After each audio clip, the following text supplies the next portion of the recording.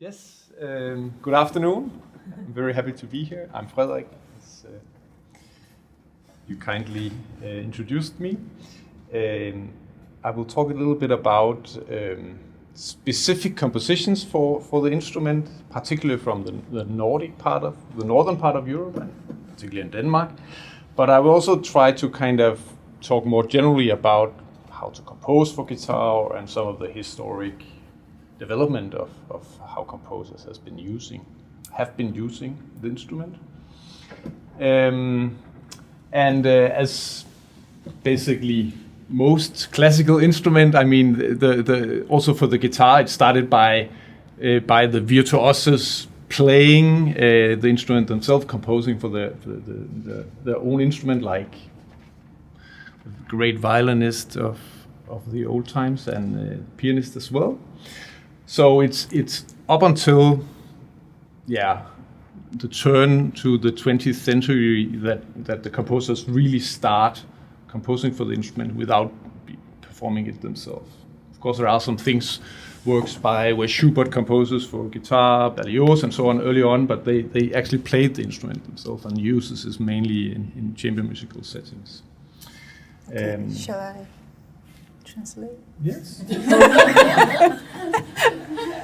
여러분 거의 이해하셨을 것 같은데 그래도 제가 여기 앉아있다 보니 제 역할도 있어서 잠깐 말씀드리겠습니다. 네, 오늘 주로 이제 북유럽 작곡가들의 작품을 다루실 거라고 하시고요. 아무래도 덴마크에서 오셨기 때문에 오늘 말씀하실 작곡가 선생님들도 대부분 이제 덴마크 출신이실 것 같습니다. 그리고 이 악기의 역사라던가 어떤 작곡하는 데 있어서 테크닉 같은 거에 대한 말씀을 해주시려고 하시고요. 지금 방금 시작하신 부분은 이 악기를 예전에는 이제 작곡가들이 피아노라든가 바이올린이라든가 본인이 굉장히 연주를 잘하는 작곡가들이 작품을 썼었는데 이제 20세기에 20세기에 들어와서는 이제 이런 악기를 본인이 직접 다루지 않더라도 작곡가들이 작품을 쓰기 시작했다라고 말씀을 하셨습니다. Continue. Yes. And so some of the first very important ones in the 20th century were Schoenberg using it, and Webern, and so on. And as a solo instrument, it was not so surprisingly in Spain that the guitar was, had a stronghold. And Manuel de Falla wrote one piece that is, one of the important compositions. It's actually like. It kind of uses a concept that so many composers are always using, this with the being inspired by music by another one, and this was because this was written to celebrate, or not to celebrate, but to honor Claude Debussy after his death. So it's called Hommage à Debussy. And it's basically an habanera, and there's like a small quote from Debussy. I can play like a little part of it just so you have an idea of the tonal language. And this may be also the first time that the guitar is entering more into, like, in some way it's not really contemporary, but still has like traits of at least going away from a certain tonality, a very fixed tonality. You mean that's the tendency of the 20th century compositions? Yeah, but also in this piece, it's kind of leaning toward into the modernity, the early modernity in this piece. Like other music. Yeah. And you mentioned Manuel de Falla, and are you about to play habanera from him, by him, or who's the composer? Yes, Manuel de Falla. I'm going to play just excerpts of this Hommage à Debussy that I just. But maybe I just do it. I think everybody understood. Okay.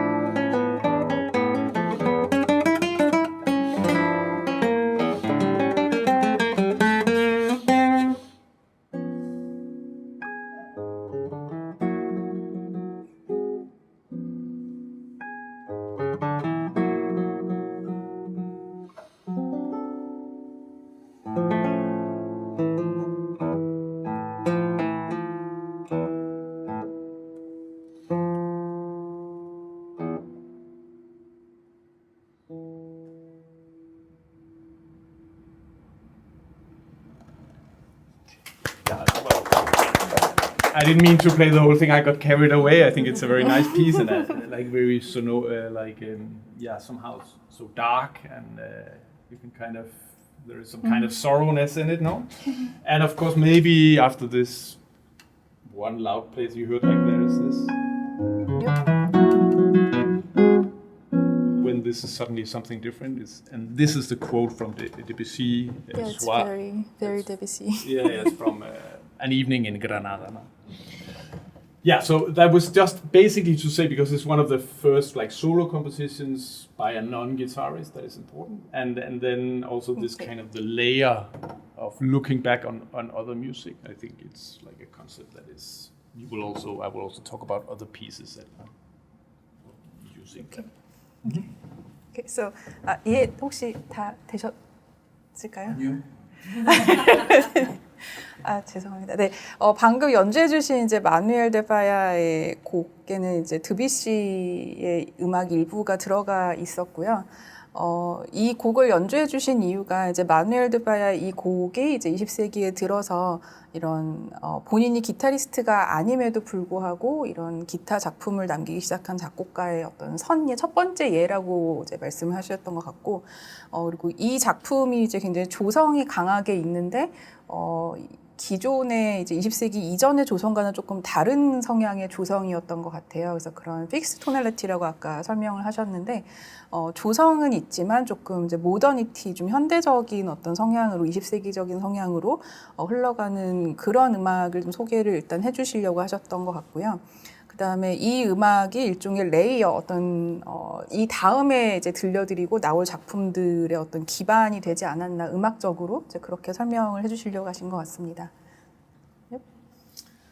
Okay. So thank you. I will. Yes. So I will now talk more like a little generally about how to approach maybe composition, because of course then historically then. There was a big wave of guitar performers, notably, of course, Andrés Segovia, and a lot of composers were writing for him, but in a quite, let's say, almost archaic language or romantic language, like looking a little back, some of the composers at least. But it took a lot of speed during the 30s a little and 40s, and especially the 50s. We have a lot of fantastic modern guitar music from the 50s, especially in Germany, and and of course more and more known players also started to play this repertoire. And I would say that that's also 50s and 60s where it's kind of beginning in my country, in Denmark, and in the Nordic countries. It's starting to be really come in fashion, and a lot of composers are starting to compose. And my predecessor at the Royal Academy of Music in Aarhus, Erling Møldrup, he was one who was really inspiring a lot of composers, working with a lot of composers, both as for solo pieces and in chamber music in different settings. And at some point, this anthology of guitar music of the 70s came out, and has quite a few nice pieces. Actually, also one I played yesterday, the Morceau by Axel Borbjørnsen. And I would say the closer we come to our time, the more widespread the concept of composition becomes. One might think that it's a big advantage to know the instrument very well. For me, I think in some way it's a disadvantage when a composer knows the guitar too well. Mm.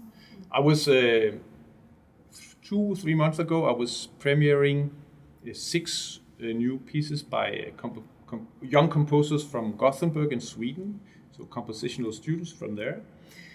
And I'm having a project that is called Weeds, so like plants that you don't want to have in your garden, maybe, but plants that are very strong, and that's kind of the title for the inspiration of the pieces. So they each choose one plant that they compose from. And it was very clear then when I got the scores first time that some of the composers had played the guitar a lot. So some almost had like a fixed piece that was quite easily playable, but I was workshopping 3 times, so over half a year with the composers. And I would say that the 4 others that didn't really have any close relationship to the instrument, they were the ones that really developed the pieces, and that they also challenged me, because I, as a performer, would like to be challenged and also try to discover together with the composer, well, it can be new sounds or new ways of expressing something, or even new concepts. Or because it's also a way to go deeper into the music, but also deeper into the instrumental playing. And I think that's very important, not just to kind of, always have something that is comfortable for yourself to play and that you know. So I don't like to, so much when I work with composers, I don't like at all to actually put the limits or the borders. I like to work and to try to inspire, but basically also really try to understand the concepts and the ideas, and then try to see how can you develop that on the instrument. I think that's very important. Sure. Okay, can I? Yes. 네, 지금 많은 내용 말씀해 주셨는데 짧게 줄이겠습니다. 네, 아까 이 들려주신 음악 이후로 이제 30-40년대를 지나서 50년대 정도의 기타 음악이 조금 많이 이제 꽃을 피웠다고 말씀을 해주셨던 것 같고요. 그다음에 70년대쯤 가서는 이제 이 랄센 선생님의 선임이셨던 이제 로열 아카데미 뮤직의 프로페서께서 이런 앙솔로지 같은 게 나올 만큼 이제 이런 기타 음악에 대한 작업을 많이 또 해주셨던 부분이 있으셨던 것 같고요.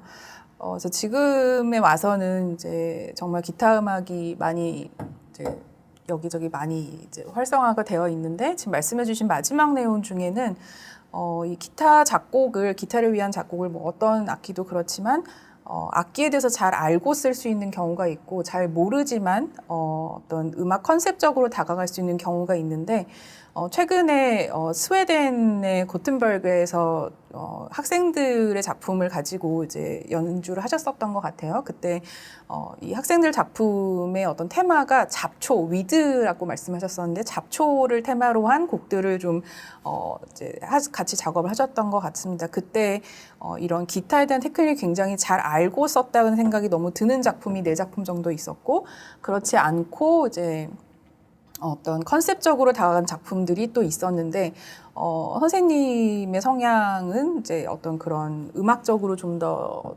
본인에게도 챌린지가 되는, 그러니까 꼭 쓰기 쉽고 연주하기 쉬운 작품만을 연주하는 게 능사가 아니라 이런 같이 연구하면서 어떤 음악적으로 발전할 수 있는 가능성을 보는 것을 더 선호를 하신다고 말씀을 하셨던 것 같고요.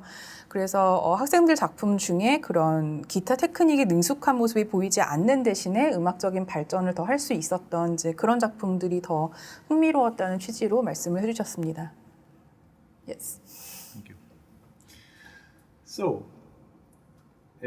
yes, so that was more kind of my general thoughts about how to approach the work together with the composer. Yep.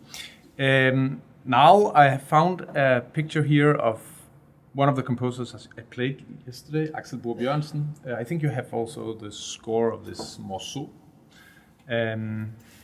Actually recorded almost all his solo works on a CD here, and I think he's a very particular composer. So you see his approach with the guitar was to have some kind of concept over the fingerboard. So he didn't play the instrument himself, but he was kind of securing that he could place his fingers. He was a very particular person. He was always dressed in white. And I remember the first time when I was playing at some of the various contemporary music festivals, I was playing very much in an ensemble, different ensembles in Denmark, even as a student at the academy. He was always there, no matter what. I mean, he lived near Copenhagen, but we played often in Copenhagen, and in any festival, also other places, he always came, but always in the same suit. But he had like several of them, so I mean, it's not that they were not clean, but yeah. And he was a very kind and very special person, and he was very detailed in his writing. So if you look a little bit on Morceau, this first page,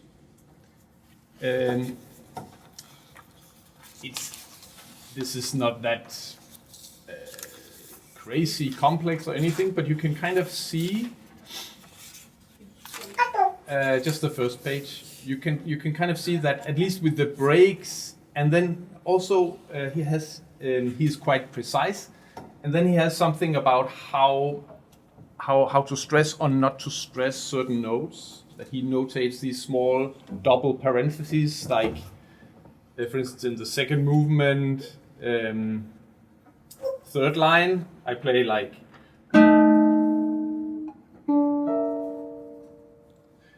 because those two lines, curved lines underneath, means that it's very, very like soft or without any accent. Okay, I need to see the score. I don't have the score. So these two. So he. Oh, looks like a slur. Yeah. So or fingernail sign. Yeah. Or something. No, but it means this here. It means that it's without any stress, and when it's double, then it's just like double. Like it's really soft. Like you cannot stress. You cannot put. Oh, put I accent. see. Okay, so anti-accent.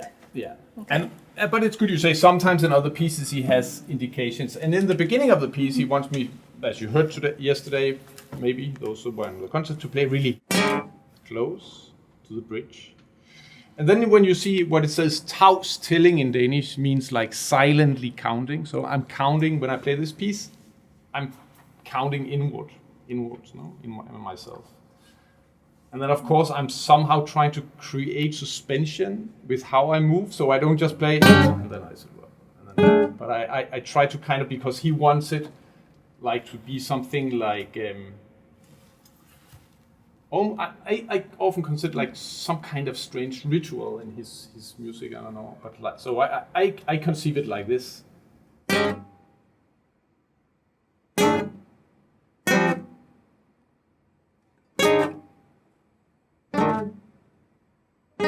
So everything I do in between how I prepare is integrated in the music somehow. But that's of course my interpretation of it, but kind of goes along with it. But anyway, his approach was this, and of course it's based very much on roles of the. I mean, it's normal notes. A lot of in later works, a lot of harmonics. I didn't play not in this piece so much. But basically, let's say, call it normal sounding pitches, and also like a normal way to play the guitar, so that he's a representative. I very much like his music. I think he's quite unique. He has a fantastic orchestral composition called Marin, or Maren, that is like a 15-minute big orchestral piece about the sea. So, and he's a little unique. He was very much influenced by the German music, and he was in the early phases of Darmstadt. He was there later on. Probably he would not have fit in that well now, I can imagine. But so he looked a little bit outside of Denmark also. On this screen, there is a picture here of him, but also of this person here, who is called Per Nørgaard. I don't know if you have heard about him. He's a quite famous composer from Denmark, and he wrote many symphonies, and he wrote like maybe 10 hours of solo guitar music. He loved the guitar. I mean, but he's still alive, but he's very old now, unfortunately. I think I remember a little bit by heart by some of his pieces, so I will try to just to talk about his concepts. So his concepts are, maybe there are different ones. In the 70s, he was very much like the golden principle of the golden ratio. Yeah, golden ratio. Thank you so much. He's using that in his pieces. He's using kind of concept of imitation. I will play, and he developed something that a little bit similar to the piece I played with flute yesterday, which he called like lakes of tones. And then it's like, then he has let's say a mathematical system, so he highlights different. So we have let's say a row of notes, and then he just highlights different ones, or it changes all the time, so you get this kind of complexity within a simple, let's say, melodic line. And then in this piece, he has like he has 4 suites named after the playing card. So it's called Tales from a Hand, so the playing cards you play on the table. This one is called Clubs Among Jokers, so it has 3 movements of clubs and then 2 jokers in between. Okay. And the clubs are based on the same motive. First movement is kind of, let's call it one voice with a little bit of counterpoint or harmonical extra notes. The third movement is then 2 voices, and the 5th movement is 3 voices. And then in between are some jokers. You want Okay. I'll try. Yeah. So we are still talking about. Per Nørgaard, yeah. Okay, we moved on. Okay. Yeah, Per Nørgaard is the composer. 네, 많은 말씀을 해주셨는데, 지금 방금 말씀해주신 작곡가는 이제 페어 놀가드라는 작곡가를 말씀해주셨던 것 같고요. 그 이전에 원래 저희 토픽으로 얘기하던 작곡가가 이제 엑셀 보럽 요르겐슨? He was a friend of him, yes. Yes. Yes. So, 이 다른 작곡가에 대한 얘기를 먼저 좀 하셨었는데요. 이 보럽 요르겐슨 같은 경우는 이제 독일 음악의 영향은 받았지만 본인의 음악이 그런 어떤 다름슈타트적 성향은 아닌 음악으로 이제 점차 쓰셨던 분이라고 말씀하셨던 것 같아요. 그래서 아까 대신에 이제 굉장히 이제 독특한 성향들, 확실한 어떤 선호하는 것들이 있으셔서 뭐 옷차림부터 해서 다양한 이분만의 특징이 있었고, 이제 이 악보를 보셨을 때 사보하는 데 있어서도 굉장히 디테일하게 어떤 테크닉이라던가 이런 것들을 굉장히 구체적으로 써주셨던 작곡가로 이제 요르겐슨 얘기를 하셨고요. 그 다음에 이 사진을 보면서 이제 페어 놀가드에 대한 얘기로 이제 옮겨갔고요. 옮겨가서 지금 방금 말씀해주신 음악 같은 경우는 이제 카드 놀이의 어떤 컨셉, 그 카드들을 가지고 어떤 컨셉으로 곡을 쓰셨었는데, 그런 카드들의 종류와 어떤 음악 타이틀을 조금 매치해 쓰셨던 것 같고요. 그 카드들 사이에 이제 조커 카드들도 넣어서 어떤 음악을 이제 구조적으로 그렇게 만드셨다라는 말씀을 해주셨던 것 같습니다. Okay, so I will play a little bit of some of the movements just to see if we can catch this with the kind of imitations that are coming like in quite different. So it's like different layers of the same melody, but in various keys, you could call it. But first, it's like one line with this little extra chords in the middle, and then there is a joker, and then there is the third movement, which is like then 2-part writing. Yeah, I hope I remember some of it. Okay, before you play, I'm sorry, what's the title of the piece? It's called Clubs Among Jokers. So it's like the third of the suites for the playing cards. So he has Queen of Hearts, Jack of Diamonds, and he has Clubs Among Jokers, and he has In the Mood of Spades. But this is Clubs Among Jokers. Oh, okay. So, and I think that's why he wants. So it's also that like the theme is like the 3 main, like basically based on 3 notes. It's all he says. It's because of the clubs. Oh, because it's the third set of cards.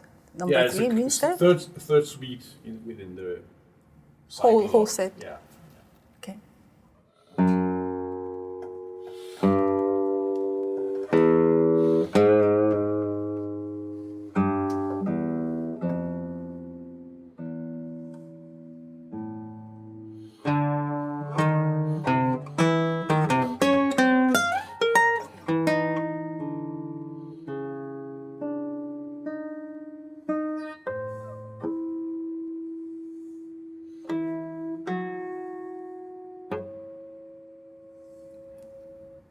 That's a bit of the first one. Then comes the joker.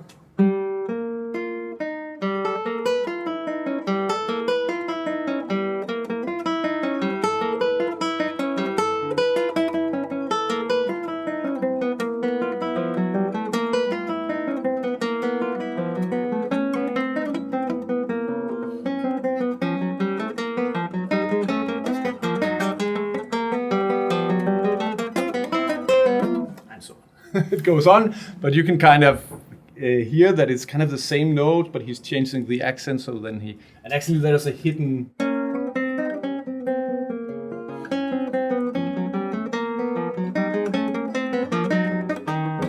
melody.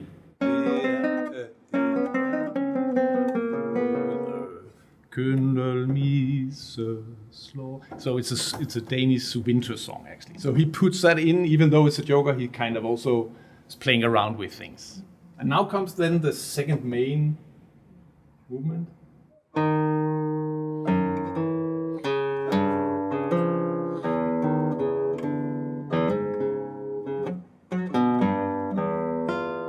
So did you recognize that we have the theme here, and then we also have it here, but in a different layer, so to speak?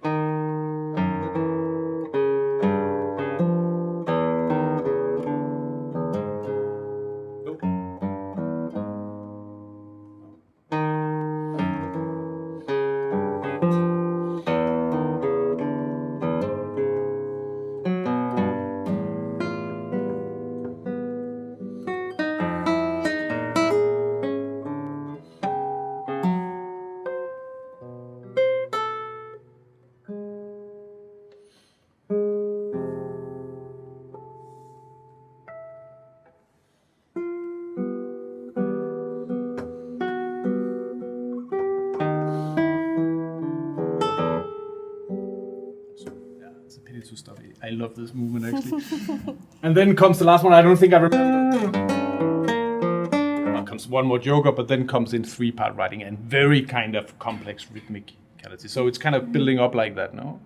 So that is kind of in some way, of course, it's a very classical way of the imitation, like going back to the Baroque era or the Renaissance, let's say the Renaissance, but used like in a not in a tonal way or either in series of rows, and also the he's kind of applying different kind of concepts, but still concepts that deals with, let's say, pitched sound.